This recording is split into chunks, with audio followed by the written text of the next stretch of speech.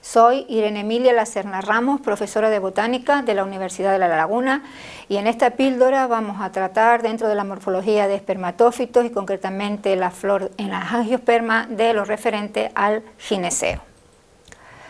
Los carpelos son las hojas o antófilos muy modificados, órganos reproductores femeninos de la planta. En su conjunto constituyen el gineceo.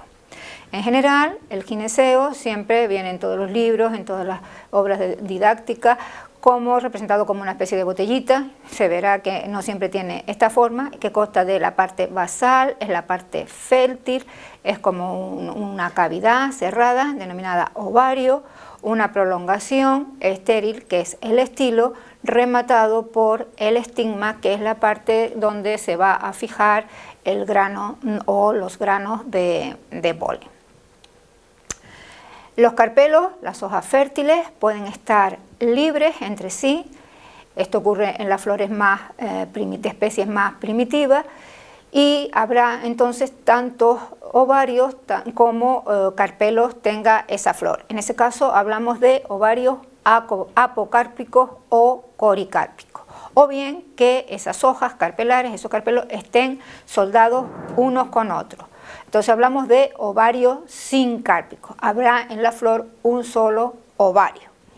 Esas hojas carpelares pueden no estar soldadas en la totalidad, sino simplemente en el ovario y presentar los estilos libres, o bien estar soldados en su totalidad y formar un solo estilo. En ese caso, en el caso de ovarios sincárpicos con estilos libres, decimos que son dialistílicos, y si están soldados los estilos en un solo estilo, valga la redundancia, decimos que es sincárpico sinestílico. En función del número de carpelos tenemos plantas cuyas flores solo tienen una hoja carpelar. Esa hoja carpelar siempre se cierra sobre sí misma y el ovario tendrá una sola cavidad. Decimos que el gineceo o el ovario es monocarpelar y además es unilocular. La zona de unión son los bordes del carpelo, que reciben el nombre de sutura carpelar, y es en ella donde se desarrollan, está el tejido fértil, donde se forman los primordios seminales, que son unas estructuras que en su interior van a contener al gameto femenino, ósfera u ovocélula.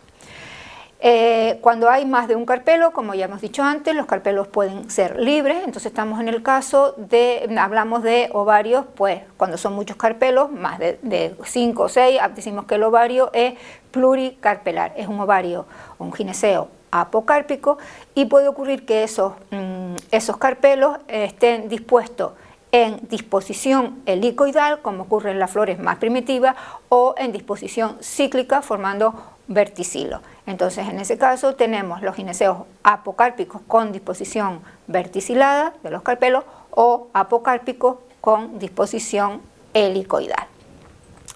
Ya he dicho que cuando hay más de un carpelo, pues habrá que poner el prefijo numérico del número de carpelos, si son 2 bis, 3 tricarpelar, 4 tetra, penta, etc. Vamos a tomar como ejemplo un gineceo ovario tricarpelar. Carpelo soldado, ovario sincárpico. Puede ocurrir que los carpelos estén unidos solamente por los bordes de las hojas carpelares, y entonces formará una sola cavidad. En este caso decimos que el ovario es sincárpico abierto, o bien que los carpelos estén unidos en mayor extensión, estén más o menos doblados, forman unos tabiques transversales y habrá tantas cavidades como carpelos. En ese caso decimos que el gineceo, en este caso es tricarpelar, sincárpico cerrado. Puede ocurrir que esos tabiques estén muy desarrollados y estén unidos en el centro en una columna total, es decir, un tabique total, o puede ocurrir que el tabique no llegue hasta el centro. Entonces hablamos en el primer caso de tabiques completos, llegan al centro, y cuando no llegan al centro hablamos de tabiques incompletos.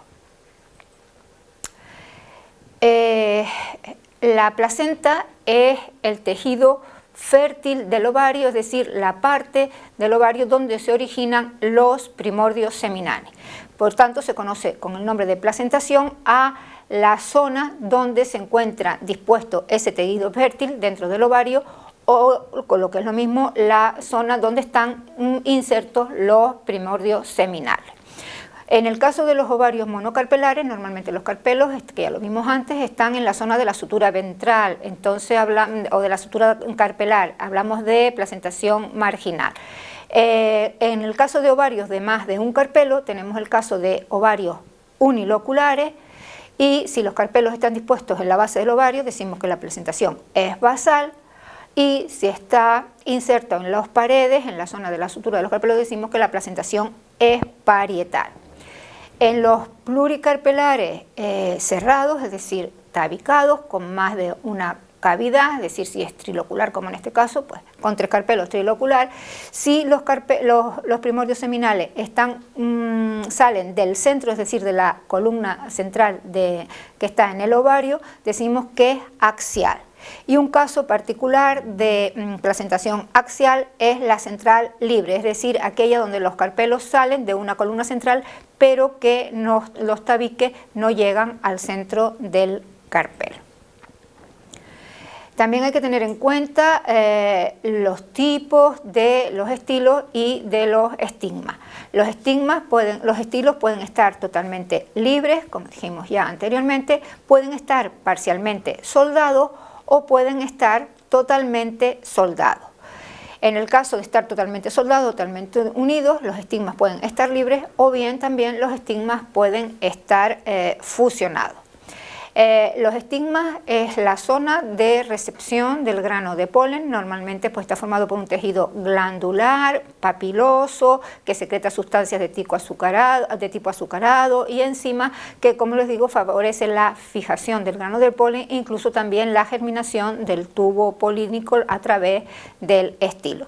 También es importante tener en cuenta y fijarse en la morfología de los estigmas. Pueden ser bífidos, ramificado en 2, normalmente se da en gineceos bicarpelares, trífidos, pueden ser ramificados, pueden tener forma más o menos redondeada, abultada, recordando una cabecita, se habla de estigma capitado. Si tiene forma más o menos de cucharita, se dice que es espatulado, puede tener pelo en forma plumosa, entonces se habla de estigma plumoso, etc. También, por último, tenemos que tener en cuenta la posición del ovario, la posición del gineceo respecto al resto de las piezas de la flor. Eso también va en función de la morfología del tálamo floral. Si el tálamo floral es más o menos ensanchado o abultado de forma convexa, más o menos redondeado, en esa parte central se sitúa el gineceo y el resto de las piezas florales están por debajo de ese gineceo. Entonces hablamos de ovario o gineceo o súpero y se dice que la flor es hipógina.